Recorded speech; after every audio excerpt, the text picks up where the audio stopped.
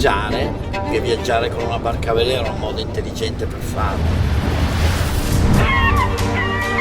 Sei libero perché non hai bisogno di niente, puoi andare dove vuoi, quando vuoi. Perché usi il vento e quello è finito.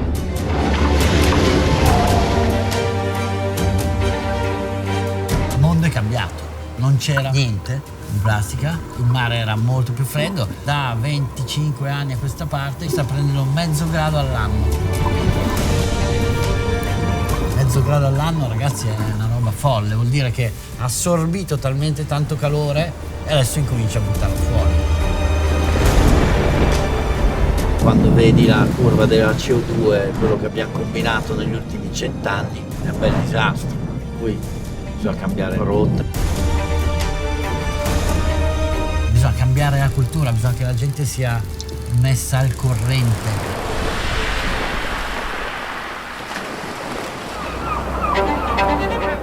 Ci vuole cura dei valori della persona. È solo se ti vuoi bene che poi vuoi bene anche al tuo ambiente. Così possiamo salvare la situazione. Prima di arrivare a temi poi più legati alla sostenibilità e a mondi che segui, qual è la tua visione proprio sulla sicurezza, no? Sul cercare su come possiamo migliorare proprio la cultura della cura? Io in tutta la mia vita in realtà ho passato diciamo momenti più legati alla costruzione, alla preparazione, momenti più legati poi alla navigazione, no? Mi sono costruito più o meno tutte le barche. Tranne questa che abbiamo comprata usata, ma L'avete ribaltata? l'abbiamo molto cambiata, sì. Però diciamo ho costruito il primo 50 piedi con cui ho fatto il primo giro del mondo, per esempio, addirittura quello l'ho costruito negli anni 90 dentro una stalla con una comunità, all'interno di una comunità di recupero per tossicodipendenti. Poi ho costruito Fila a Fano, che era una barca già in preimpregnato, in Omex, eccetera. Quindi insomma di cantieri ne ho visti tanti e per fortuna anche lì credo che ci sia stato un grosso passo avanti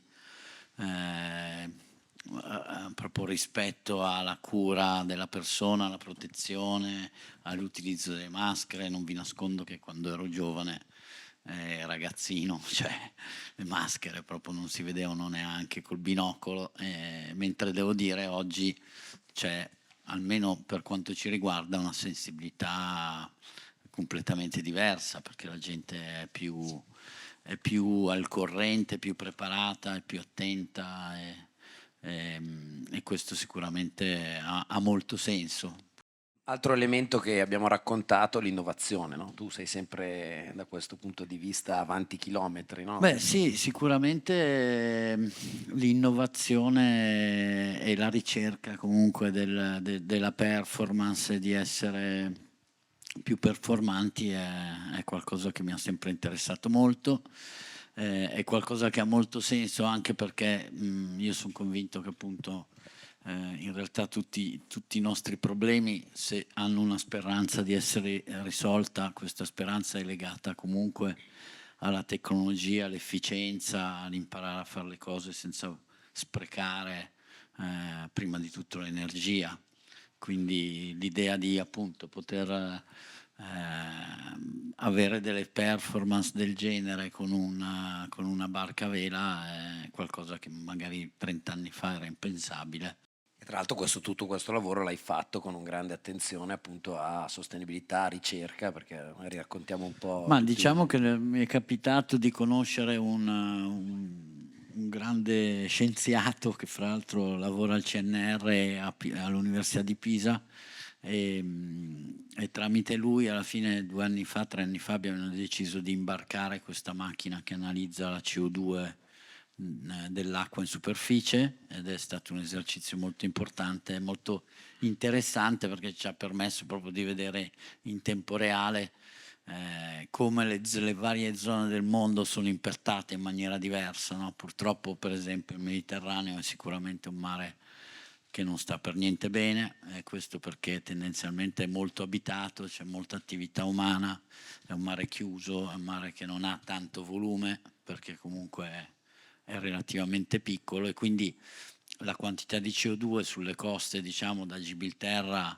all'Italia è altissima, siamo oltre 550 parti per milione, mentre invece per fortuna ancora in oceano siamo un pelo più bassi dell'atmosfera, quindi in realtà il mare sta inglobando tantissima CO2. Il problema è che questa cosa poi alla fine lo fa diventare acido e quindi rende difficile la vita dei microrganismi, che vuol dire che poi la catena alimentare in qualche modo viene inficiata da questa cosa, no? Quindi, e quindi questa esperienza che è stata molto interessante ma anche un po' complicata mi ha permesso poi di conoscere un sacco di scienziati, e l'anno scorso abbiamo fatto questo giro del mondo dove in ogni luogo dove andavamo un po' a cercare quelli che erano le strutture locali e chi si occupava del mare, che problemi c'erano, eccetera, no? Ho conosciuto una quindicina di centri scientifici e di scienziati che si occupano proprio di mare, ho imparato un sacco di cose, è stato molto molto interessante.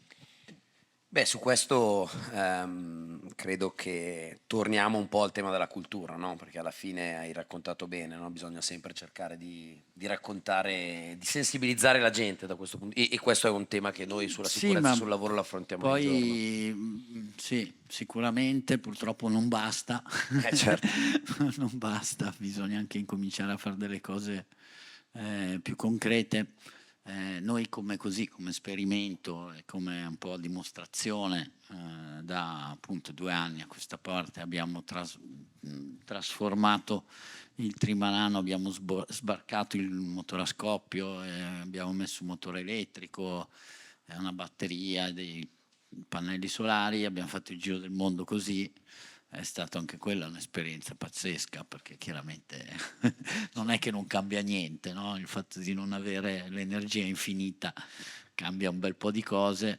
Infatti abbiamo messo una scritta all'entrata della barca che dice sobriété énergétique in francese, perché in effetti poi si passa di lì. Cioè, se non fai quello, se non riesci a capire come ottimizzare i consumi, come abbassare il tuo fabbisogno, eccetera. Perché prima comunque avevate un generatore comunque a bordo? Prima avevamo un motore generatore piccolissimo, perché avevamo un motore da 35 cavalli, quindi non è che facevamo un granché, però comunque quando avevi bisogno di energia, se volevi, certo, potevi girare la chiave e produrla. Invece il fatto di non avere quella possibilità cambia un bel po', perché poi noi non è che, cioè, siamo partiti di qua il 17 dicembre, per esempio, dove il sole ce n'è veramente poco e le ore di luce sono poche, quindi devi veramente imparare ad adattarti alla quantità di energia che c'è. Ed è un esercizio anche quello molto interessante, sicuramente. Appunto, come hai trovato il giusto equilibrio fra innovazione, con questi accorgimenti che hai detto, e sostenibilità?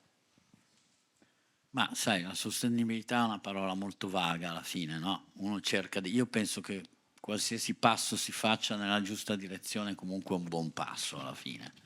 E non è che, cioè, nessuno è innocente in questo mondo, purtroppo, a partire da me e da noi e dalla nostra attività, che alla fine, se ci pensi, non serve a un tubo più o meno, altro che...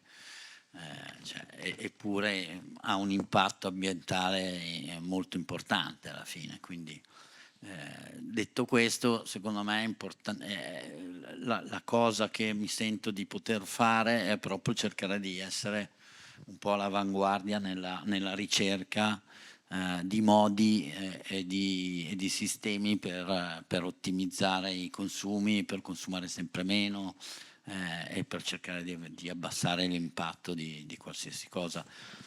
Quanto vedi la nautica, il mercato, diciamo, sia da turismo ma anche commerciale, propenso o vicino a certi tipi di cambiamento? Insomma, c'è sicuramente una sensibilità che sta crescendo, Penso che l'Italia ha un grosso problema in questa cosa, perché l'Italia ha il 60, il 50-60% di mercato mondiale dei super yacht e mega yacht, e quindi è prima di tutto un suo interesse, un suo problema cercare di come dire, proporre sul mercato delle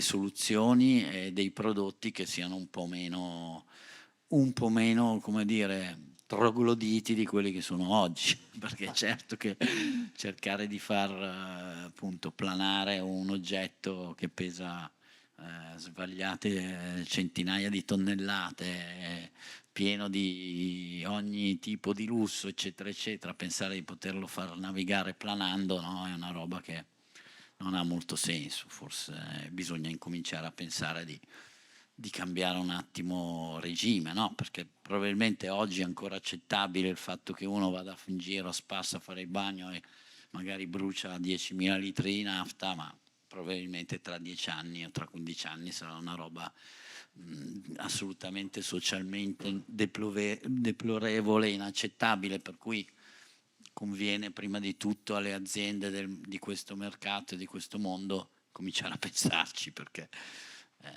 sì.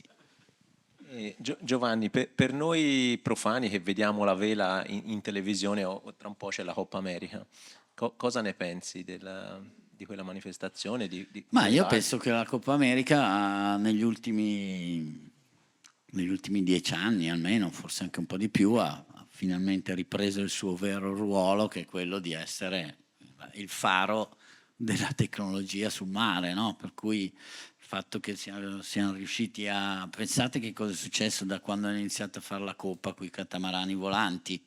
Cioè si sono riempiti i laghi, i mari di barchini di ogni tipo volanti, sono incominciati a nascere i gommoni volanti, le barche a motore volanti, quindi quella quantità di soldi di investimento che è pazzesca messa su un'esigenza del genere ha comunque cambiato anche la maniera e le prospettive di chiunque. Non so, io l'altro giorno parlavo con queste persone che stanno progettando un taxi per Venezia che potrebbe volare a 10-11 nodi, quindi non fa più onde, consuma un quarto, cioè sono tutte cose che poi ricadono, no? Ci vuole del tempo ovviamente, però insomma oggi in Coppa America si va di bolina a 40 nodi con dei monoscafi, cioè è fantastico.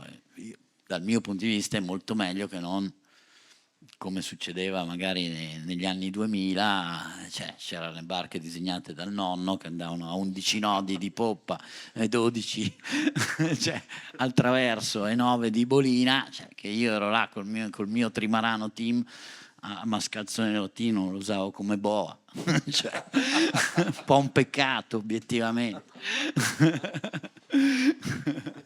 Quindi io sono per il futuro e la ricerca e la tecnologia, e secondo me queste regate saranno bellissime e spero solo che, anzi, facciamo il tifo per Luna Rossa.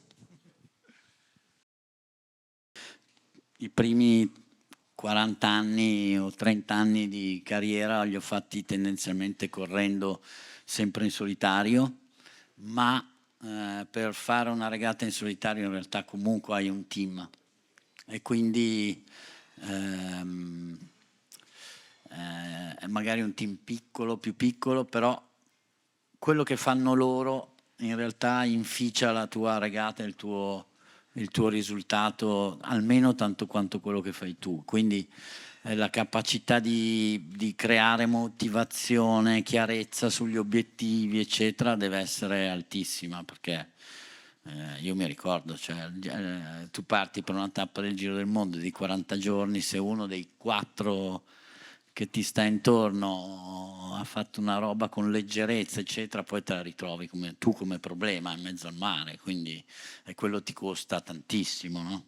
Pensa che ne so, un dettaglio in testa d'albero, cioè te spari, devi andare a 30 metri, rischi di ammazzarti, finisci le tue energie per un giorno, non sei più in grado di prendere una decisione, cioè ti sballa completamente, no? Quindi è fondamentale che ci sia un gruppo coeso, che abbia chiaro gli obiettivi, i metodi e che abbia anche moltissima passione, attenzione e dedizione, questo sicuramente.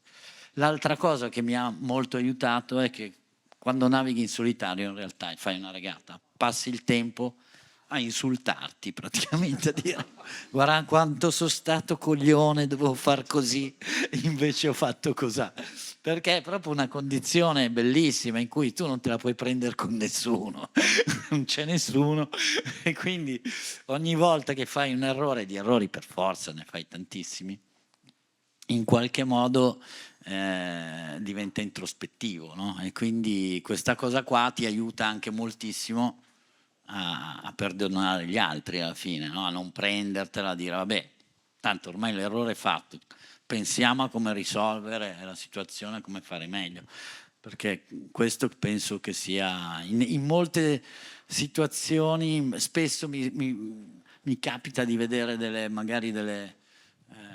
nelle aziende così degli ambienti molto piramidali, un po' anche dove c'è del terrore, non so, e questa roba secondo me blocca qualsiasi cosa, no? Perché tu alla fine, almeno nella mia esperienza, nelle mie dimensioni, io quello che cerco di fare è tirar fuori il meglio da ognuno, e se tu chiaramente, cioè, la chiave sicuramente non è il terrore, ma è anzi l'apertura e la partecipazione. L'ultima che ci è successa, per esempio l'ultima transoceanica che abbiamo fatto con Maserati, che andava da Lanzarote a Grenada, che poi abbiamo vinto, c'erano appunto 3 trimarani, su uno c'era Pairon, su quell'altro, insomma un ottimo livello, e c'è successo che, non so, a 1000 miglia dall'arrivo praticamente avevamo un bel vantaggio, per dire come poi le cose alla fine è sempre una roba umana, no? E a un certo punto io ho cominciato a dire a tutti: ragazzi, dobbiamo andare piano, perché intanto questi ormai hanno 80 miglia di ritardo, cioè cominciamo a togliere il piedino, quel mattone da quel cazzo di acceleratore, se no succede un casino.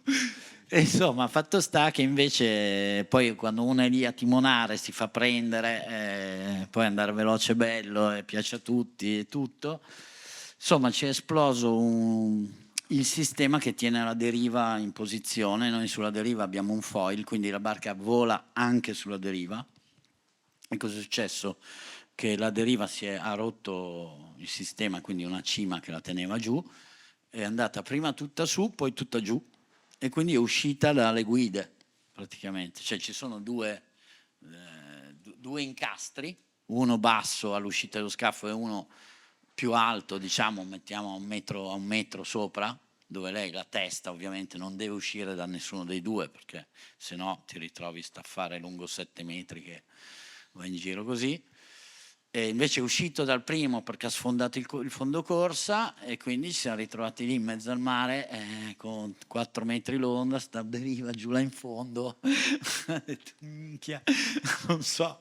E lì per fortuna qualcuno ha guardato giù e tirando pian piano siamo riusciti a rinfilarla. A quel punto l'abbiamo messa al ponte, abbiamo fatto tutte delle legature per bloccarla, siamo ripartiti, ma in questa cosa lei aveva sfondato la scassa che contiene l'acqua, quindi quest'acqua è finita nel compartimento centrale della barca, che comunque è una cassa stagna, quindi la barca di fatto ha preso 2 o 3 tonnellate di peso, e quindi lì è stato anche lì tutta una discussione, un lavorone per cercare di contenere i miei ragazzi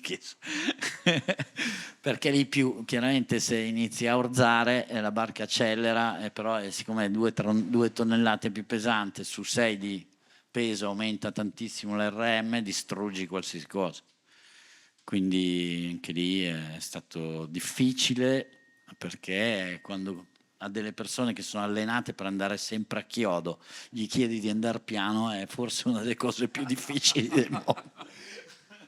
Da un punto di vista di sicurezza, quindi se abbiamo tutti abbastanza ben chiaro la sicurezza all'interno di un cantiere eccetera, quanto è importante, la mia domanda è la sicurezza durante la navigazione, quanto è importante non essere rigorosi da questo punto di vista, perché un problema, penso, in mezzo all'oceano non è come avere un problema su un cantiere, no? Quindi ha delle difficoltà. No, lì ci sono molti aspetti, no?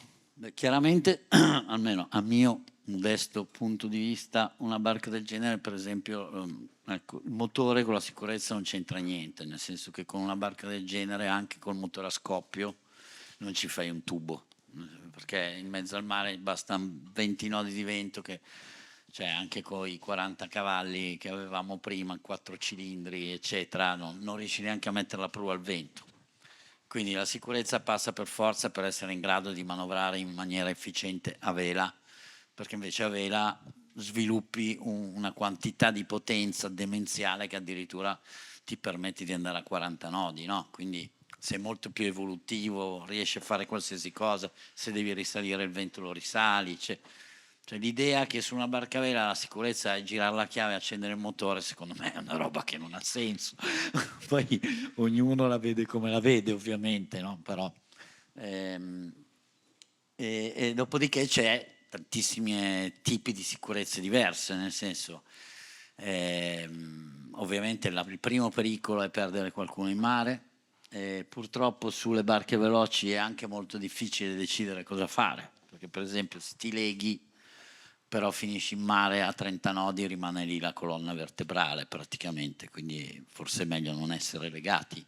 Oppure se ti giri e ti cappotti e sei legato, magari rimani sotto la rete impigliato, muori affogato, e invece se eri libero magari riuscivi a volare. Quindi ci sono 1000 pensieri che puoi fare, 1000 cose. Chiaramente metti in atto delle strategie. Per esempio una delle strategie, che è un aneddoto così, è mettere, che ho sempre fatto io sui miei trimarani, è mettere delle lampade dell'uomo a mare fissate, cioè attaccate con lo scotch al contrario, in modo che quando la barca si gira si accendono tutte le luci. Questo per esempio è una roba semplicissima che magari sembra anche stupida, ma vi assicuro, perché mi è capitato, ovviamente quando ci si cappotta in genere la sfiga ci vede benissimo, quindi sei a luna di notte, senza luna.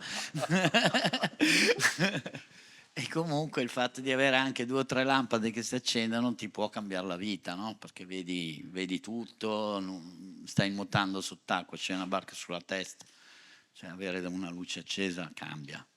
Quindi chiaro che alla fine la sicurezza passa per, in qualche modo, quello che io chiamo la preoccupazione, cioè pensare prima quello che ti può succedere. Chiaramente lì c'è un mondo, no?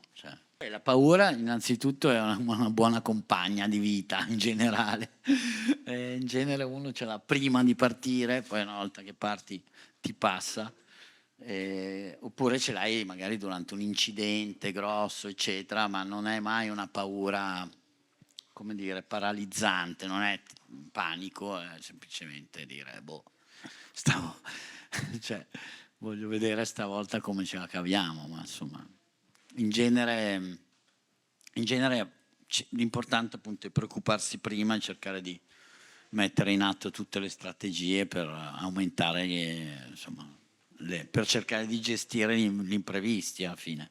Chiaramente navigare di giorno è più piacevole, no? Perché vedi, è più bello. Però diciamo che mi piacciono le navigazioni lunghe, questo sì, mi piace moltissimo arrivare da un'altra parte, tendenzialmente magari appunto se è un altro continente ancora meglio. E penso che sì, che comunque arrivare lontano con una barca a vela che anche se è velocissima ha dei tempi completamente diversi, anche il fatto che ti devi conquistare questo viaggio, che cioè, ti prepara anche a arrivare nel posto nuovo con un'apertura diversa che non quando scendi dall'aereo. Allora, grazie a Giovanni Soldini di essere stato con noi. Grazie a voi. Grazie.